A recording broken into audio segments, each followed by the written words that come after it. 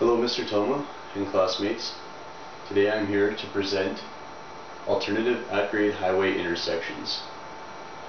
In my application will be the Perimeter Highway in Winnipeg, Manitoba.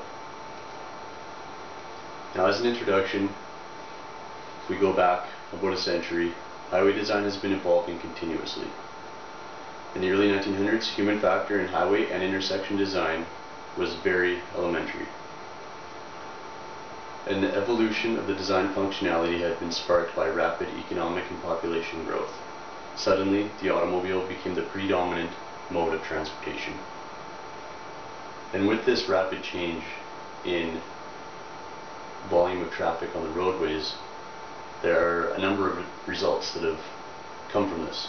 Mainly, the increased traffic volume. 2, the increased complacency in motorists, because there are more on the road, there are more people driving. It's becoming a daily task, and whenever something becomes a daily task, it does become a complacent task. And increased safety risk.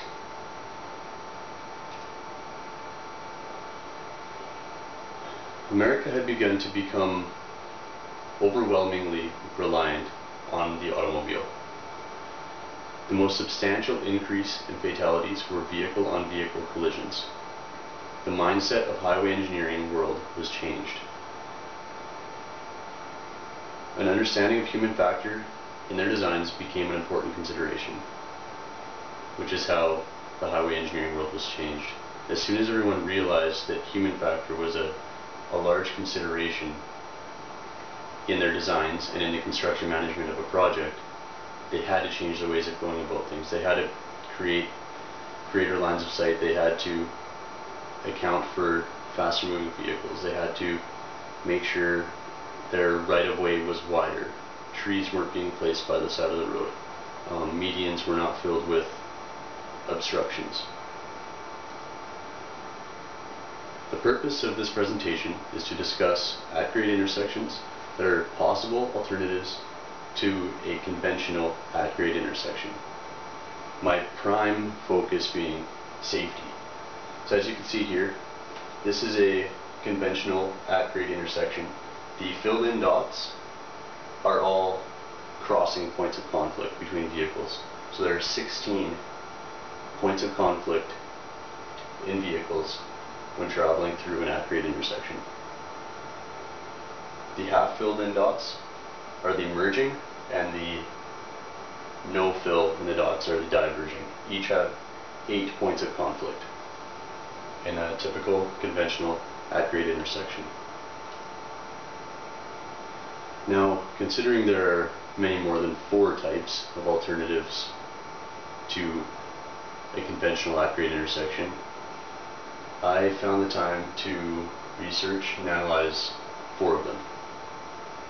The first being the continuous green T intersection, the second being the restricted crossing U-turn or RCUT intersection, the third being the displaced left turn or DLT intersection, and the fourth being the median U-turn or MUT intersection.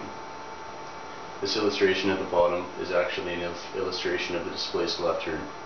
I find it the most interesting intersection, and we will learn a little bit more about it later on. Firstly, the continuous green T intersection. In layman's terms, it is a modification of the conventional signalized T intersection. And as you can see in both illustrations, signalized and unsignalized, it permits continuous flow of traffic for the travel lanes on this end, opposite of the T intersection where the crossroad intersects with the arterial road.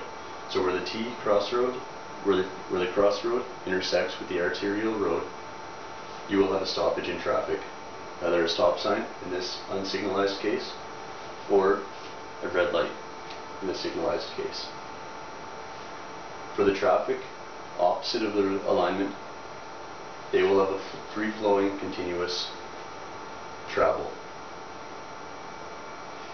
Now, safety is increased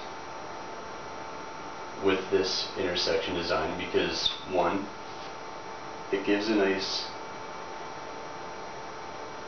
acceleration zone for traffic trying to merge with the flow of traffic in the far lane.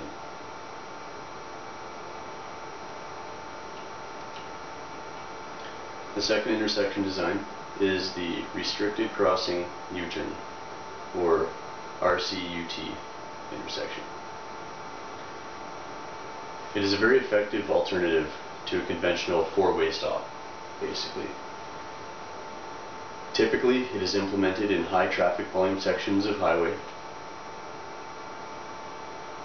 and it operates by not allowing left turn movements from the crossroad into an arterial section of roadway. By doing this, it substantially reduces the right angle vehicle-to-vehicle collisions. So as you can see in the far illustration, it shows very simply how traffic can flow. Traffic coming out the crossroad will flow into the alignment and either go straight, or they will be able to take the U-turn around to travel in the other direction. They are unable to take the left turn from the crossroad directly through the intersection. Over here you can see the vehicle-to-vehicle conflict illustration, and once again filled in dots. There are two crossing vehicle-to-vehicle conflict points. The grayed dots and the dots with no fill are merging and diverging. Each have 8 vehicle-to-vehicle conflict points. Now you're always going to have merging and diverging conflict points. That's how you accelerate into traffic and how you decelerate into traffic or out of traffic. It's how you make turns, how you switch lanes. You're always going to have those. What you're trying to reduce is the right angle crossing conflict points. So the RCUT intersection actually does a very good job of this. The third intersection is the displaced left turn, or DLT intersection. Now, this is, I find, one of the most innovative alternative intersection designs. As you can see in the illustration below, it may not reduce conflict points in relation to the RCUT intersection, which we just went through, but it manages traffic in a different way. As you can see by this illustration, it actually takes your left-hand movement of traffic and aligns them opposite of the opposing traffic lanes before the main intersection. So you are actually going to follow into a deceleration lane, approach a secondary intersection that is going to be signalized. When it is green, the opposing traffic will have a red light, either at their secondary intersection or at the main intersection. You will cross over and proceed to take your left turn at the main intersection. Now, in doing this, it decreases the crossing points at the main intersection. But as we can see from the previous slide,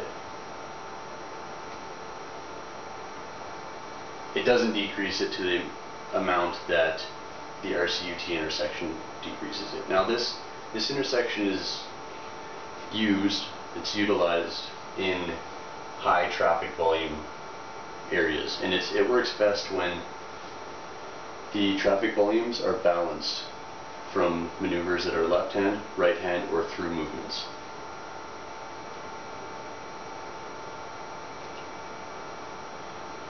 Meaning that if you have similar volume of traffic taking a right hand turn or a left hand turn or a through movement, this intersection is actually proven to increase efficiency in the intersection when compared to a standard four-way signalized intersection. I find that very interesting. The median U-turn, or MUT intersection, is the fourth and last intersection I had researched and analyzed. It is very similar to the RCUT intersection, in which it is trying to limit left-hand movements through from the crossroads. And actually from the arterial road as well. My apologies. It eliminates all direct left turn movements from the intersection. And it eliminates the requirement for signals. In the previous 3 intersections, signals were an option and they can be implemented in the design. But this design, the MUT design, does not require signals at all because you are not taking a left-hand turn. By eliminating the left-hand turns through the intersection, it eliminates right-angle vehicle-to-vehicle collisions. Now, the standard movement a vehicle would do, he would take a right-hand turn off of your crossroad, and he would actually have to take the U-turn downstream in order to make either a through movement or to continue straight through on the arterial roadway.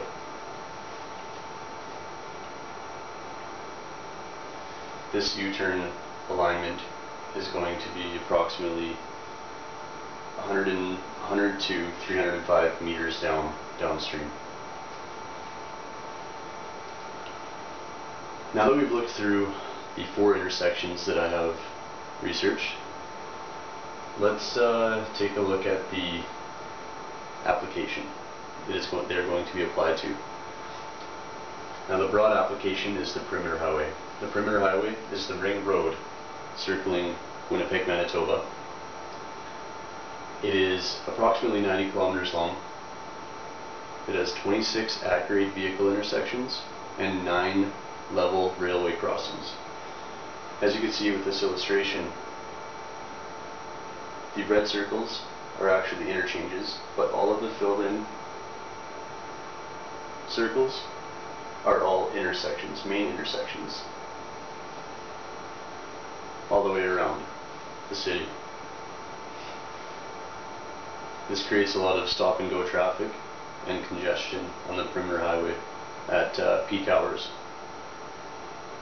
Now, the whole reason this perimeter highway was designed was because of an influx in transportation, and specifically semis or heavy loads, that was actually coming through on the Yellowhead Trail and continuing through the city in order to get to the other end and continue on to Ontario. So the whole reason for the perimeter highway is for the larger vehicles to take a bypass route around the city. More specifically to the perimeter highway is the Plessy Road intersection. Now, this intersection, I drive past this intersection every day on the way to work, so I do understand the safety hazards associated with it. It imposes a number of safety hazards. The first, it intersects the perimeter highway on a horizontal curve. Vehicles merging from southbound to westbound do not have an acceleration lane. The line of sight becomes deceiving for approaching motorists. Deceleration in the fast lane of the perimeter highway is required to make a left turn onto Plessy Road, and the median width is approximately only 20 feet. Now, as an overview, we'll break through each safety hazard. Now, the Plessy Road, it intersects the perimeter highway on a horizontal curve. So as you can see, the perimeter highway alignment is midway through the horizontal curve when the Plessy Road intersects it.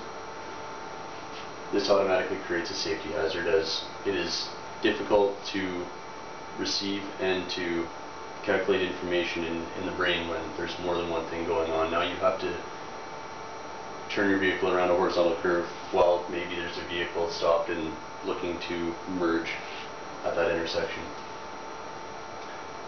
The second hazard is vehicles merging from southbound Plessy to westbound Plessy, or westbound perimeter highway, and merging from northbound Plessy to eastbound perimeter highway.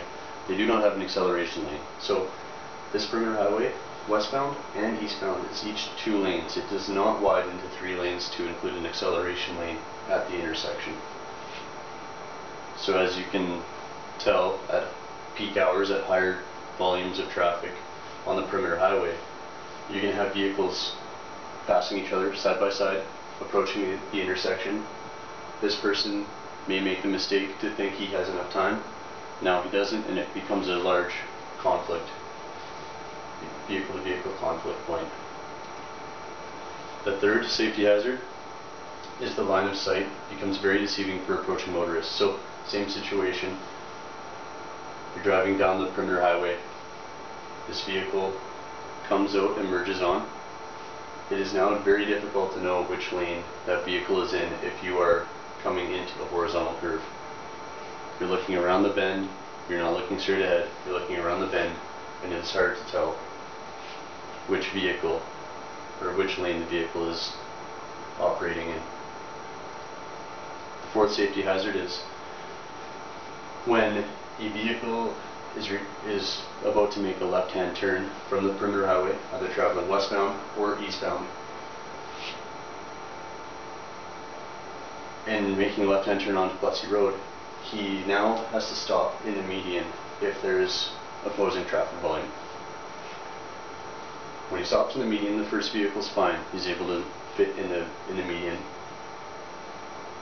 It's fine. But as he decelerates, the traffic behind now has to check up, and he is actually in the fast lane, which is a large safety risk.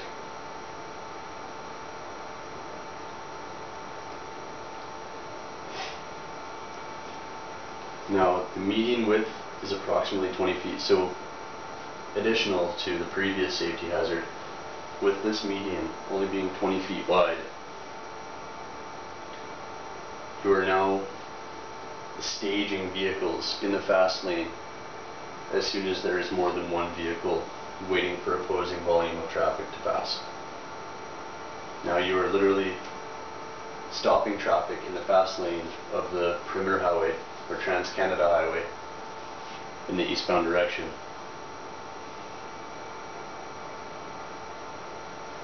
Once again, it is a very obvious safety hazard.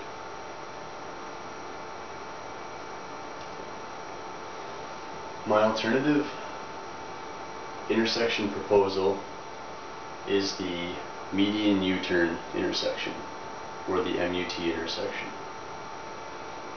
The reason for this is that all crossing movement is removed from the intersection. So if you were looking to go from Plessis onto the perimeter highway, taking a left-hand turn, crossing traffic, you are no longer able to do that. You have to take a right-hand turn, travel downstream, and find the U-turn further downstream, wherever it is placed in the alignment, approximately 300 meters downstream. Make that decelerate in a slow lane, in a deceleration lane, to separate yourself from traffic. Make the U-turn and accelerate in an acceleration lane before merging in with full speed traffic. This eliminates right-angled vehicle-to-vehicle points of conflict because you are now no longer crossing over traffic to get where you need to go. And the revision to the alignment is minimized. It is minimized in the sense that you don't have to do too much work to revise this alignment at the intersection itself, at the main intersection. You are able to work yourself away, find a decent spot where you can actually widen the right-of-way, purchase land, do whatever you have to do as the owner of the project to create an additional 2 lanes, one for decelerating, one for accelerating, and to widen the median by about 40 feet. The typical median width for an MUT intersection is 40 to 60 feet, or 60 to 100 feet, sorry. So you'd have to widen the median by at least 40 feet. When you do this, the U-turn can be placed away from the horizontal curve, maximizing the motorist line of sight, which is what I was getting at earlier with the abundance of information a motorist has to calculate in the point of intersection to avoid conflict with other vehicles. Thank you very much for your time. It's my list of references. If you have any questions, please let me know. Thank you.